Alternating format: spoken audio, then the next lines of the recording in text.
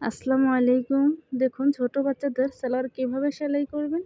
তো আমাদেরকে সোজা দিক ভিতরে রেখে এভাবে আমাদেরকে উল্টো সোজা দিক করে নিতে হবে। তো সোজা দিক ভিতরে রেখে আমাদেরকে প্রথমেই কিন্তু হাই সেলাই দিতে হবে। তো এভাবে আমাদেরকে ভালোভাবে কিন্তু মিল করতে হবে। তো দেখুন এভাবে আমরা হাইয়ের অংশ মিল করে একেবারে কোমর থেকে সেলাই শুরু করব। তো সেলাইয়ের আগে কিন্তু ভালোভাবে বারটেক দিয়ে নিব।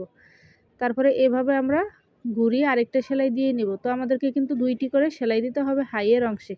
তারপরে অপোজিট হাইয়ের অংশেও কিন্তু আমাদেরকে এভাবে সেলাই দিয়ে নিতে হবে। তো দেখুন এভাবে আমাদেরকে কিন্তু মিল করে ২টি সেলাই আমরা দিয়ে দিব। তো যারা এখনও আমার পেজে ফলো দেন নাই অবশ্যই পেজটি ফলো দিয়ে যুক্ত হয়ে যাবেন এবং আমি কিন্তু একদিন পর পরই লাইভে আসি, আপনারা চাইলে লাইভে জয়েন হতে পারেন। তো দেখুন এখন কিন্তু আমাদের ২টি পায়ের অংশ বের হয়ে গেছে, আমরা যখন ২টি হাই জয়েন করে নিছি।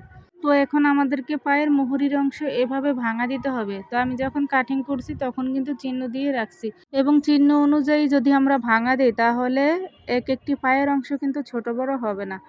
তো এই ছোট বাচ্চাদের ড্রেস কাটিংটি কিন্তু আমার লাইভে দেখানো আছে। তো আপনারা যাদের প্রয়োজন ছোটদের মেজারমেন্ট আপনারা নিতে জানেন না, ছেলেদের হয়তোবা মেয়েদের প্যান্ট কামিজ, অবশ্যই আমার লাইভ ভিডিওগুলোতে জয়েন করবেন।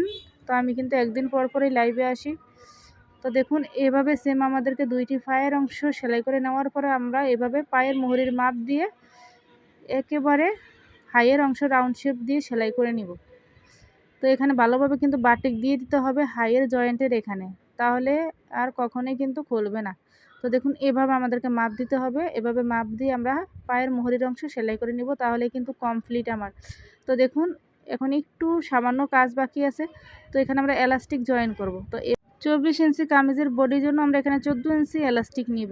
তো এখানে কিন্তু এলাস্টিকটা বেশি মোটা না, এলাস্টিকটা একটু চিকন আছে, আপনারা চাইলে কিন্তু চিকন এলাস্টিকটাও ব্যবহার করতে পারেন। তো চিকন এলাস্টিকটা কিন্তু 2টি ব্যবহার করতে হবে, 2টি ঘাট করে। তো দেখুন এখানে কিন্তু 6.5 ইঞ্চি পরিমাণ টিকছে, তার মানে এখানে 13 ইঞ্চি পরিমাণ আছে।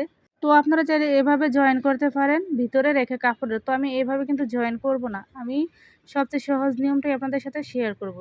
আমি কাপড়ের সাথে এলাস্টিকটা কিন্তু সেলাই দিয়ে নেব। তো এভাবে আমাদেরকে টেনে টেনে কিন্তু এলাস্টিকটা ধরতে হবে। তো দেখুন এলাস্টিক এবং কাপড় আমাদেরকে একই টানে রাখতে হবে, তাহলেই আমরা কিন্তু এলাস্টিকটা কাপড়ের সাথে সম্পূর্ণ কাপড়ের সাথে সেট করতে পারবো। তো দেখুন আমি কিভাবে ধরতেছি, আপনারা অবশ্যই ট্রাই করবেন এবং আমার কিন্তু আরও অনেকগুলো ভিডিও দেওয়া আছে, আপনারা চাইলে খুব সহজ নিয়মে রাবার বা এলাস্টিক সেট করতে পারবেন। তো দেখুন এখানে কিন্তু আমি সেট করে নিয়েছি এলাস্টিকটা। তো আমাদেরকে আরেকটা ভাঙা দিতে হবে।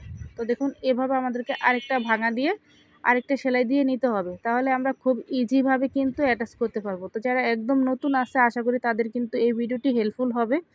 তো ভিডিওটি ভালো লাগলে অবশ্যই লাইক কমেন্ট শেয়ার করতে কিন্তু একদমই ভুলবেন না।